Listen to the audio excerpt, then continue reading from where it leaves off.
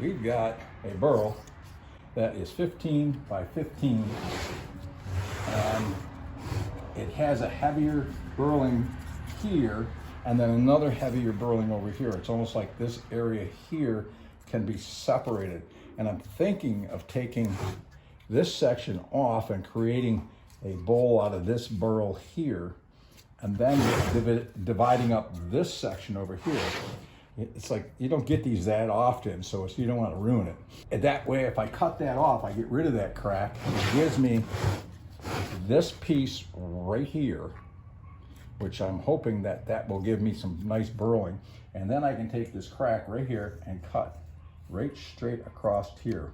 So I think that'll be my first cut. It's going to be right down through here, which catches this crack here.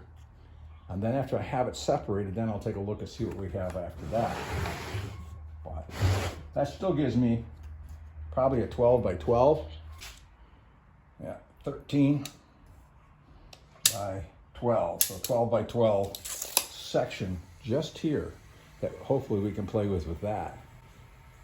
Well, let's give it a try. I just cut off the heavy crack. And what you notice right off the bat is a lot of the rest of the cracking that was going on in this has disappeared. There's all this cracking here. So that's a really good sign, especially for the other end where it's got that smaller cracking going on. Let's give it a shot. No guts, no glory, that's our story. But I do think I'm gonna go with the gas chainsaw.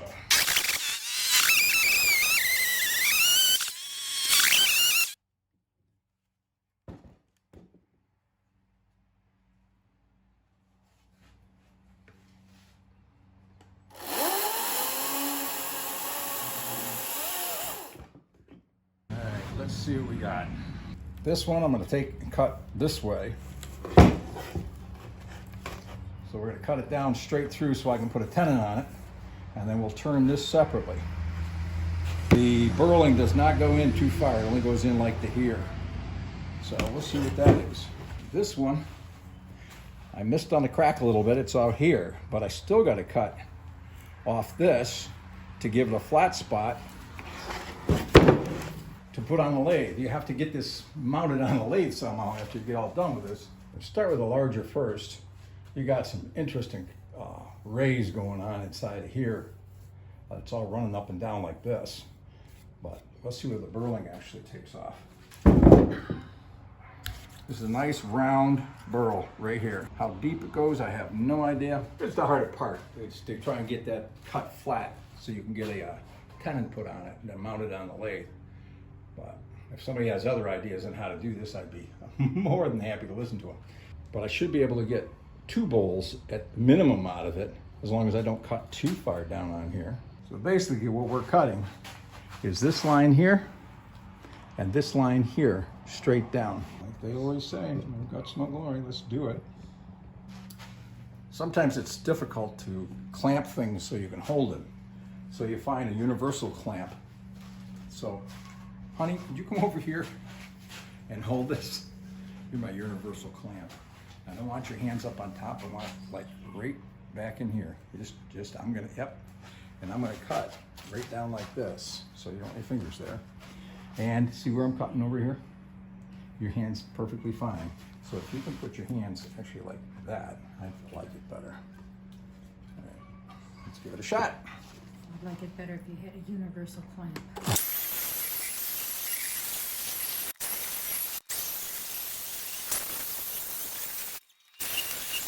All right, this is what happens when you take a burl apart. You have no idea what you got inside until you cut it. I got a whole series of serious cracks going through here, which is probably where I'd put my tenon. So I've got to figure out what to do with that. I don't know if these cracks are just right here. This is basically the center of the tree, so we've got to figure out what we've got. Thanks, Dad. You'll notice when I lay it down flat, now I've got my burling almost level up on top. So when I do my bowls, I'll be able to cut right out of this section here. But I'm going to cut the corner off, cut the corner off, cut the corner off, cut the corner off. And mount it on the lathe basically just like it is. I drill a hole in the center, and then I set my spur drive right into here, and then I work from the other side. This will be a live edge bowl when we get done here. It seems to be the best way to do any kind of burl is a live edge bowl. But it also looks cool if the bark stays on. This is silver maple burl, and we'll see what we got. I don't know how deep it goes or anything, but there it is. You don't want to waste any of your wood if you can get the most out of it, but I think the burl, you can see the burling, and you get some fleck rays here going through. It is cool, but there's the burl right up on your curve here. Gotta flatten it out so I can get it on the lathe though. So this is going to be sitting on the bandsaw, and then I'm going to slide right over the top of it and cut that piece off. Luckily, I don't have to worry about OSHA. Let's see what we can do. Nice and slow, we're not in a hurry. Okay, that worked a whole lot better than I thought it would. And I don't know if you can see this. I'll get you some light to see this, but we got all kinds of stuff going on here. This is burl all the way into this. There's more burl at this end than this end, but this will be really gorgeous. I don't know. Wow. Don't want to lose too much of that. Cool. We got some burling already started. And you can see it, all the difference. Oh, the grain in here is just gorgeous. So we're hoping to save that. Got some beautiful stuff going up here. I don't know if I cut this in half and make 2 bowls out of this, because the bowls themselves are not going to be that big. The bowls are maximum going to be probably 6.5 inches. Well, I've got a piece that's 16 inches long. So to me, that would make more sense to cut this basically and try and get a piece off of here, and then maybe take the top part. So I get 2 different pieces off of this. Okay, that actually hurt to do because I like things a little larger when we're playing with it, but otherwise I would have wasted just too much wood. So I have 1 bowl is going to come out of this, and this one, same story. I'm going to have to get this cut more like this so I can center up my burl. Now I'm getting closer to a bowl blank. I got myself a piece that is 5 1/4, and it is 6.5 wide. So this is going to have to be 5 1/4. So this is going to get cut back even further this way. But now I'm ready to drive my laser circler out. I got a laser circle tool that I'll put on this, because then I can shine down on and mark off where I need this cut. You see that is just some serious hilly stuff, but pretty cool. This one looks like you got 5.5 by 6 1/4, so this is going to be a 5.5 inch piece. That'll be a nice looking bowl, but there's just 2 bowls.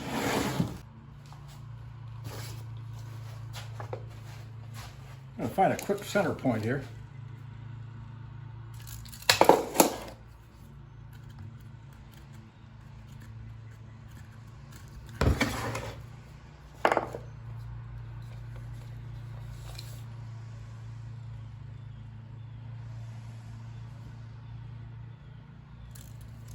Right there.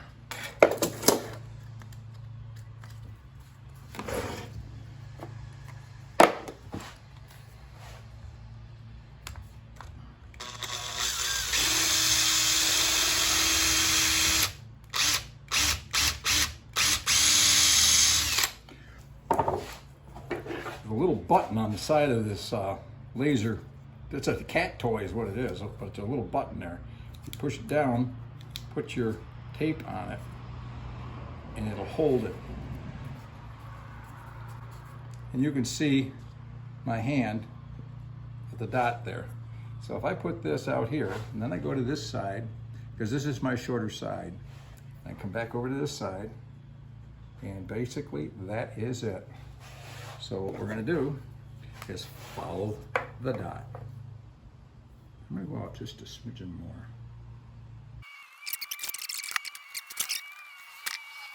There's one ready for the bandsaw. Now I got 2 more here.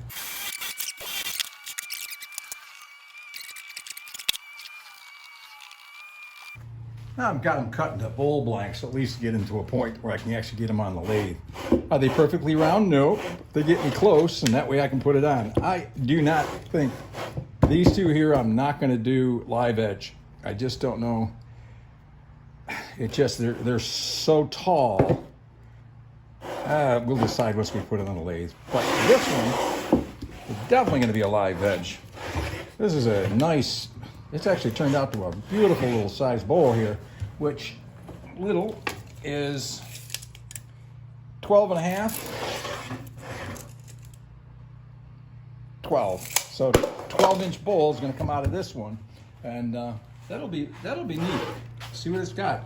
I can't tell until we get into it and start cutting it, but this is the one I'm curious about. So we're going to have to probably clear this off when we get on the lathe and put my tenon in probably another, I'd say a good another inch. And actually you can see, well, it's running, the pith is running. We just cut right straight through the pith is what we did. All right, now it's to the lathe.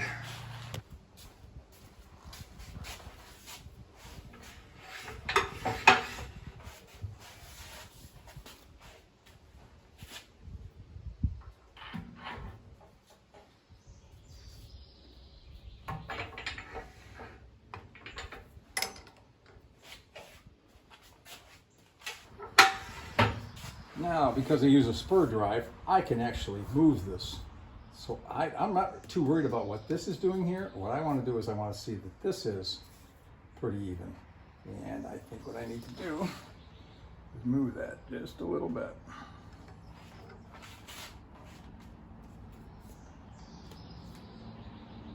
Now that's looking pretty good. Actually, she's spinning pretty even. She's got a little bit of a weight load on this side, but that'll be all gone. So we're going to start her out at, it's about 340 RPM.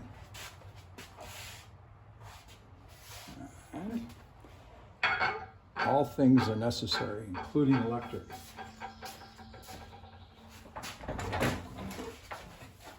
Because it sits in the center of my shop, I have to unplug it all the time.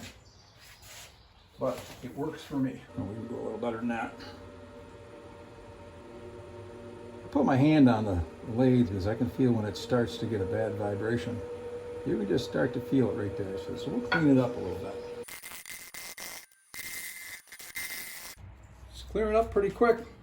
This is deeper than I thought it was going to be. So we're in there. Oh my goodness, we're 3/4 of an inch inside. But we'll see where we go. Jeez. I hope we run out of crack pretty soon here. Burling going on in there. A little bit up on top. It's on the high side. So we still got to get rid of this crack here. And with this rest, I can follow around with my curve and keep a steady run on it.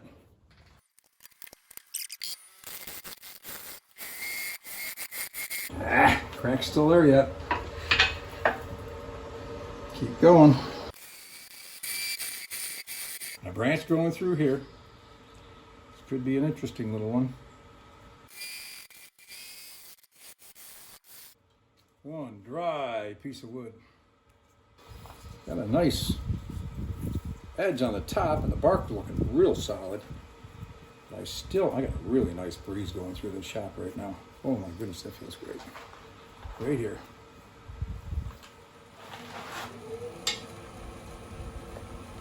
Oh, ladies and gentlemen, we're starting to get out of the crack. There is just a little bit more there. See, I don't see that branch coming out somewhere else on top here. So we'll keep. I'm gonna try and put some super glue down on that thing.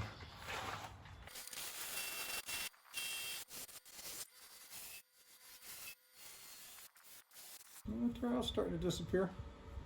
This is all burl up on the top. This is right from here up. Ooh, I like this from there to there. I gotta get the top taken care of. Here in this view that you have coming here, you've got a great view of different stuff going on here. This is going to be cool when we cut into it. but it is such a dry wood.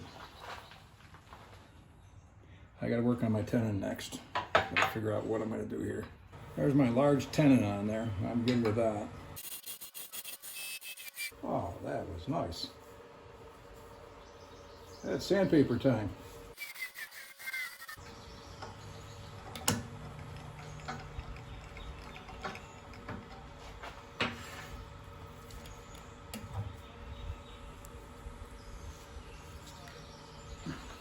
I'm going to try and get 2 bowls out of this. And so I have to create a recess in the center here so that I can hold it and flip it around so I can put a tenon back on the back side of the bowl I take out of this one. So right now we're just going to clear up a spot where I can get a recess in. This is my width. So I'm pretty close on that. I can go out a little bit further, but I want to do is I want to keep, I'm hoping that maybe I can get 3 bowls out of this. 1, 2, and then the third one. But if I make this too big, it'll lead into the live edge, and I don't want that to happen. Ooh, which reminds me, I need to put super glue. I'll do that next. What I do like about this, and you can't see it from where you are, is that the bark is very thick, and that gives it a real cool look to the live edge. The thicker the better, actually. I put the glue all the way up the sides of the bark because it does help stabilize the bark, and it actually makes it look cool. Yes, I buy my bark, not my bark, I buy my super glue by the 16-ounce bottle. Because you can go, if you're doing live edge, you can go through a lot of glue. This is activator. I love this stuff. It sets it immediately. And that way you can go right back to work on your bowl. A friend of mine, his name is John Leibel. He's an arborist out of Lockport, New York. Gave me this. He says, Kevin, see what you can do with it. So that's what we're trying to do right now. But I wanted to give a shout out to John and say thank you very, very much. Enjoying this.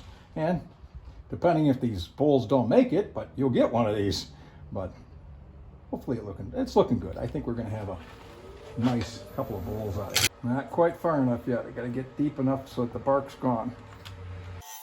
I think we can work with that. Oh, look at this color change here. It's gray to white over here. So that'll show up that'll be really cool. People ask why they use carpenter pencils. For this very reason. When you're doing a rough piece of wood, it allows you to not break your lead. Before you go any further and you want to check this, now's the time to do it. Medium jaws, and see if they'll fit that. Look at that. We are good to go. Now when it comes time for me to flip this around, I just put this set of jaws on, and I can flip it around and put a tenon on the back side of or the inside bowl. So that's why you go about all that. I put a new tip on my woodcut, and first thing I learned is I was sharpening it wrong. Sharpen on the top. You don't cut the front, you just sharpen the top. But I put a new tip on, and I'm going to show you how I do it because I'm going to change the tip on this one too. And I just cut this through. I wish I had my camera running, but I didn't because it just cut beautifully. You could actually hear it stop. And this is all burling. I mean, this is about as hard as you can get to cut through something, and she just walked right through it. And I got this given to me, so I don't know if the tip itself was out of whack before, but now I'm just going to clean up the inside of this and even out my walls because this is way too thick. I like it a lot thinner than that. But man, beautiful. Absolutely beautiful. I have room in the center. I got about an inch deep in the center.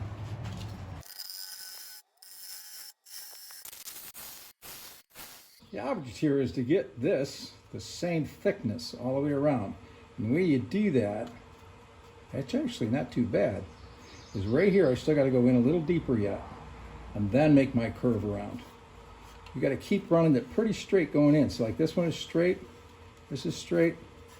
You got to get in a little deeper. We're good on the top here though. What I'm looking at is the outside bark. That is pretty darn good right there. I will stop. Now all I'm going to do is just clear this out, run deeper. But this is about as straight, so I'm going to cut this around. A little bit of tear out there, so more than likely that means I just need to sharpen my tools.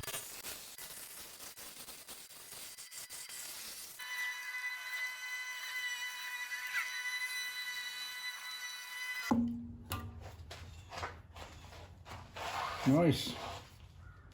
Did quite well. A lot of burl going on in this bottom right here. That's cool. Let's see what we get out of this one.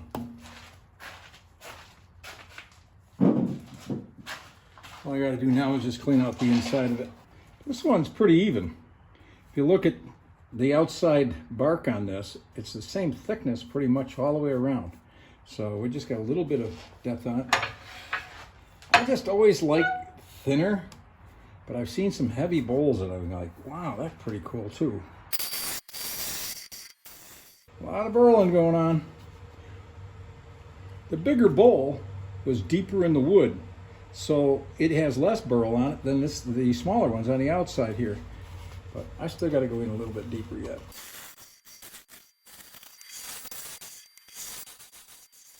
Super glue that up and then sand this thing.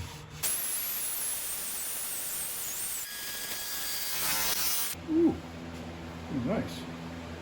Another hit though. One more hit and that should be done. That is a pretty one. That is a light sanding and that is complete. That is pretty. The burl, all of it was on top. So this is the top, the furthest piece, closest to the bark. So this has got the most amount of burl. Then the second one, the third one, has got the least amount of burling going on there. But very, very pretty.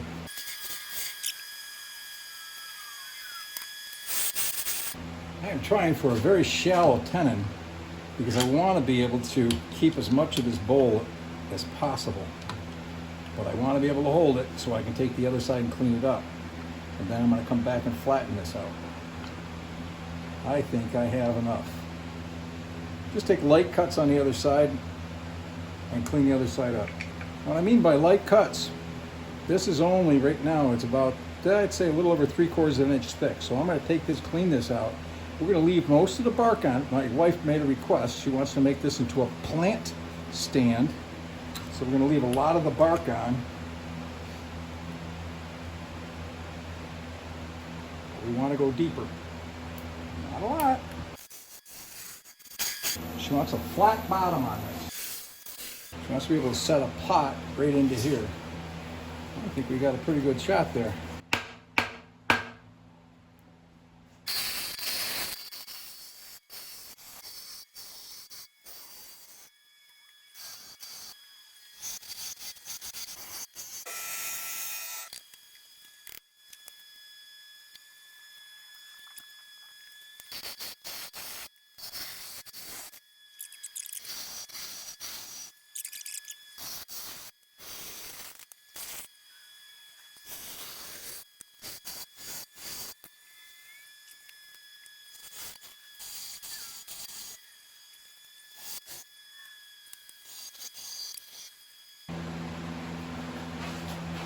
I'm going to take the tenons off of these, all right, but they turned out really wonderful. We're here, I'm thinking this is bark. This is actually burl. I mean, yeah, I can break off of there, but there is some burling going on. I mean, this is really, really cool. It's just a neat little bowl. This one, same thing. Not as drastic as that one, but pretty cool. Alrighty.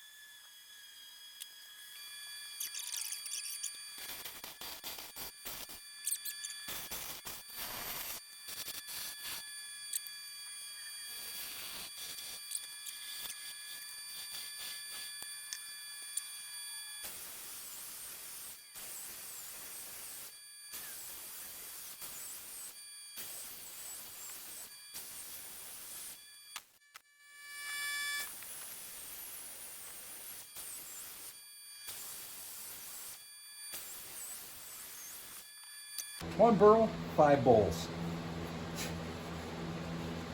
This one I'm going to talk to my wife. Usually she likes me to leave these just like they are, but that's got a little sharp edge on it, so I don't know. I may fill that with epoxy, but if you leave it like it is, it just adds another piece of character to the bowl. But neat, two different burl areas going on, and then all the way around the outside. That's bowl 1. That's the biggest one. Bowl number 2. This was done with my center saver, it's a wood cut center saver. So all I do is cut that right out of there. But this is all burl. This is all burl inside here. I mean, it's just beautiful. The backside, this has got so much going. This is a beautiful piece of wood. I gotta say that's probably one of my favorite right there. This one I was doing, and my wife said, you know what, can you leave the bark thick? Because she wants to use this as a plant stand. So she can put her ceramic planter in here and then set that on the counter. But it'll look great. I mean, it's got a lot of burling going on it. Different stuff inside here. It's a bluish green inside, but absolutely beautiful.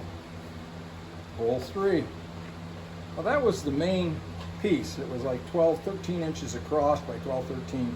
And that's what we got, 3 bowls out of that. But when we sliced off the other side, they had the crack running through the burl, and it ended up with a piece that was 6 inches wide, but 6 inches by 18. So I took 2 pieces out of the center, and we got these. So that actually is 2 pieces that we're laying alongside of this.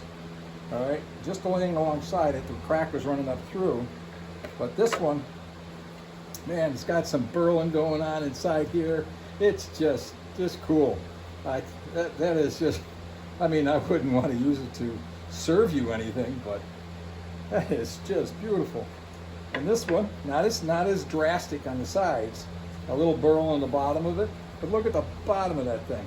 That is just beautiful wood. This is silver maple burl. It'll take me a while to get my finish on here, but well, it won't take me long to get the finish on. It'll take a while for it to dry. I use tung oil on this, and it'll bring out the grain in this something fierce. It'll darken all this. Will go dark on it. It'll just be beautiful. But it'll take probably 2 weeks before I can buff it. So I'm going to put this. I got to sign the backs of them, and then I'm going to do some tung oil on them, and I'll put those away tonight. But it'll be 2 weeks before these will be ready. But I'm hoping to have this video out before they're actually done here, and then I'll just send another one out with just pictures of how they finished up with the tung oil. Have a great day.